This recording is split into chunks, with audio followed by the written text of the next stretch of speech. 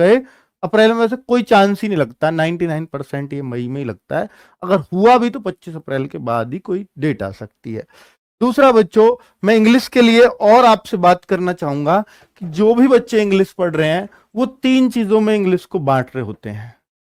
मैंने बताया अगर आप हिंदी भाषी बच्चे हैं तो ग्रामर आपकी सबसे पहले कमांड बनवाएगी और यह चीज आपको विश्वास दिलाएगी कि आप अंग्रेजी कर सकते हैं। क्या नाउन, प्रोनाउन, एडजेक्टिव, आर्टिकल, ये सब्जेक्ट वर्ब विद एग्रीमेंट, ये सब चीजें जो पढ़ते हो, डायरेक्ट, इनडायरेक्ट, एक्टिव वॉइस, सब पैसिव वॉइस, ये सब ग्रामर का पार्ट है बच्चों, सब कुछ। तो सर फिर वोकेबलरी में क्या, antonym, synonym, idiom, one word, आपकी स्पेलिंग, ये सब किस में आता है, वोकेबलरी पार्ट में। ठीक है, मीनिंग, वर्ड मीनिंग ये है सब।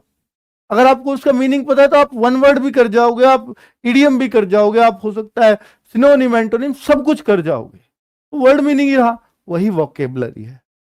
आगे बात करें तो एक रीडिंग कॉम्प्रिहेंशन। तो बच्चों इन दोनों पर अगर आप विपिन सर की क्लास ले रहे हैं आदर्श बैच के अंदर, आपका कॉन्फिडेंस बन रहा होगा, निश्चित तौर पर आपको लग रहा होगा इन दोनों को तो हम बहुत अच्छा कर पा रहे हैं।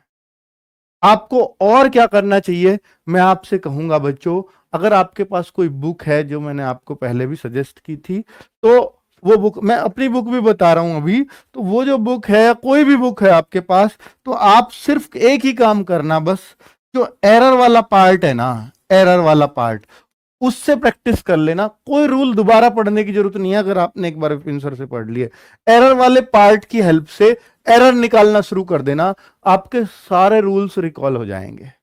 आपको बार बार नाउन प्रोनाउन फेरना नहीं पड़ेगा, इन एरर्स की हेल्प से आपको सारे रूल्स दोबारा से दिमाग में आ जाएंगे। ठीक है बच्चों, तो ये जरूर करना। इसी से वन वर्ड, इसी से सॉरी जो अप्रोप्रिएट वर्ड यानी फिल इन द ब्लैंक्स, वो सब इसी से आ जाता है, इस सबसे ही। यानी जो आप रूल पढ़ते हो वही रूल एरर में काम करता है, वही अप्रोप्रिएट वर्ड में काम करता है। ठीक है, वो सब ग्रामर का पार्ट है ना, सब उससे रिवाइज हो रहा है।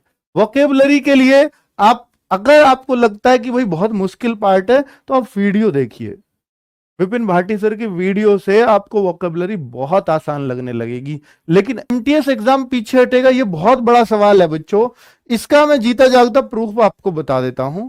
देखिए अभी सिलेक्शन पोस्ट आई थी बच्चों, एसएससी जो सिलेक्शन पोस्ट फेज 11 चल रहा है, इसका एग्जाम जस्ट इसके बाद होना था, यानी अप्रैल मई में दे रखा था आपका एमटीएस का, और मई जून में दे रखा था सिलेक्शन पोस्ट का, जो अब जून जुलाई कर दिया है, जस्ट एक महीना बाद कर दिया है, और वो तुरंत एमटीएस एग्जाम के बाद होगा।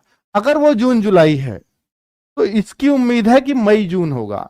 मुझे ऐसा लगता है कि अप्रैल में एग्जाम होने वाला नहीं है। वैसे भी इसके 40, 42, 45 लाख फॉर्म होते थे, इस बार 53, 54 लाख फॉर्म भरे गए हैं, तो जाहिर सी बात है 10-12 लाख फॉर्म भी बढ़े हैं, तो निश्चित तौर पर थोड़ा सा प्लानिंग जरूर एसएससी चेंज करेगी, अर्थात पीछे लेकर के जाएगी।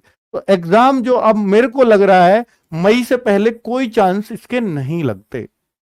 अप्रैल में दे रखा है, भले ही कैलेंडर में अपडेट इतनी जल्दी होता नहीं है, लेकिन किसी दिन आपको नोटिस आ जाएगा एसएससी की साइट पे कि एग्जाम इतने मई से शुरू है।